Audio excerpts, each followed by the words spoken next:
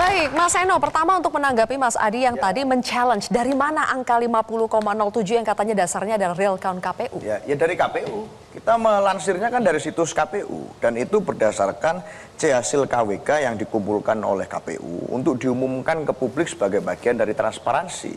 Maka kalau kami merujuk pada itu, apa kami salah?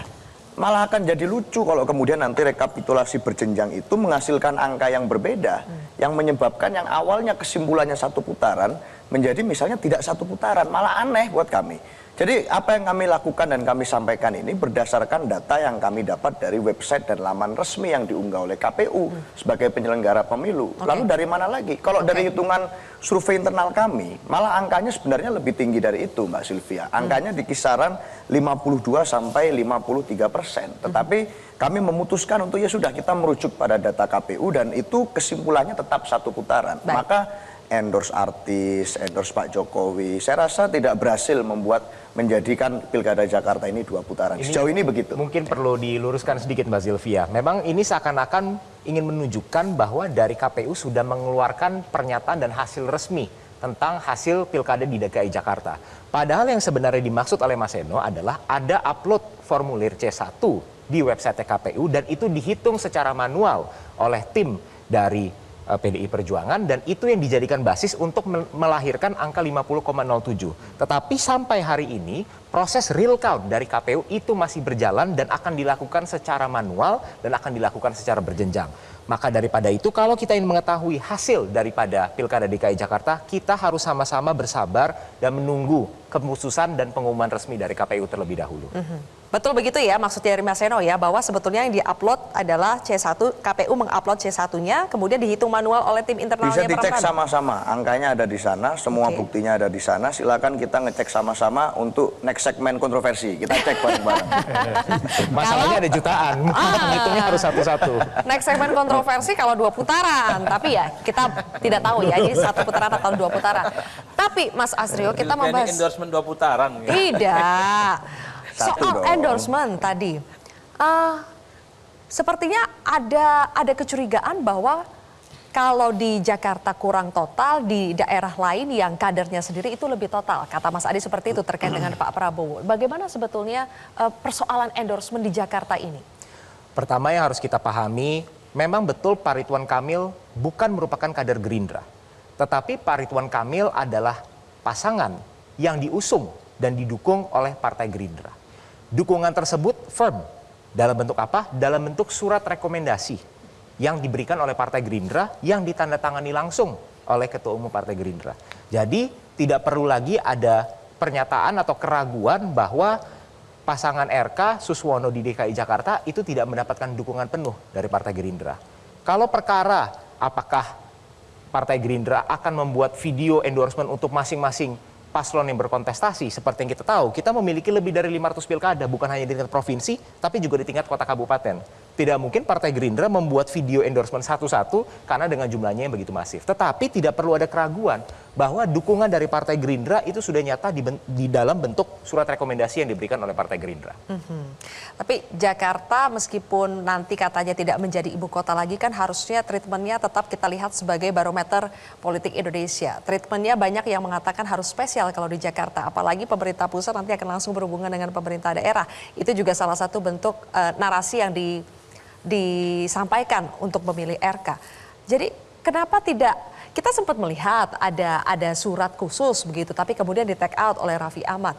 Jadi keraguan soal pilih-pilih endorsement itu benar atau tidak sebetulnya Mas Asrio? Jadi sebelum kita masuk ke situ Mbak Sylvia, pertama yang harus kita pahami konteks memang DKI Jakarta ini unik. Karena memang satu-satunya dari 37 provinsi yang mengikuti pilkada, DKI Jakarta merupakan satu-satunya provinsi yang memungkinkan untuk 2 putaran. Betul. Pada saat ini kami mengakui melalui proses quick count sementara pasangan Pramono saat ini unggul. Tetapi melalui perhitungan internal yang kami lakukan di dalam Partai Gerindra sendiri, seperti yang tadi sudah disampaikan oleh Bang Doli, kami juga mendapati bahwa tidak ada satupun paslon yang mendapatkan suara lebih dari 50%. Dan kalau kita balik lagi ke endorsement, ini tidak ada tebang pilih kepala daerah, calon kepala daerah yang mendapatkan endorsement tertentu lebih besar dibandingkan yang lainnya. Ini yang bekerja di sini adalah konsolidasi daripada mesin-mesin partai yang tergabung di dalam koalisi. Ketika kita masuk dalam proses kampanye, yang menentukan itu adalah rakyat. Rakyat yang akan menilai secara langsung program-program kerja, rekam jejak dari setiap paslon, dan itu yang akan membuat mereka membuat keputusan ketika rakyat masuk ke bilik suara. Sehingga yang harus kita sekarang fokuskan adalah bagaimana caranya kita mempertajam program-program kerja ketika nanti akan masuk ke putaran kedua, agar rakyat yang katakanlah tadinya belum teryakini atau belum memilih, atau bahkan yang memilih paslon yang lain di putaran pertama, maka di putaran kedua bisa berbalik arah dan mendukung pasangan RK Suswono. Oke, kenapa Mas Hensat? Enggak, kalau saya lebih memilih bahwa fenomena Jakarta ini harusnya menjadi pelajaran penting bagi partai politik. Bahwa Anda boleh mengajukan nama, tapi kalau rakyat nggak suka, rakyat bingung, akhirnya partisipasinya rendah. Kan kalau kita secara objektif lihat, dari 6 orang tokoh yang maju ke Pilkada Jakarta, itu Rano Karno yang paling dikenal.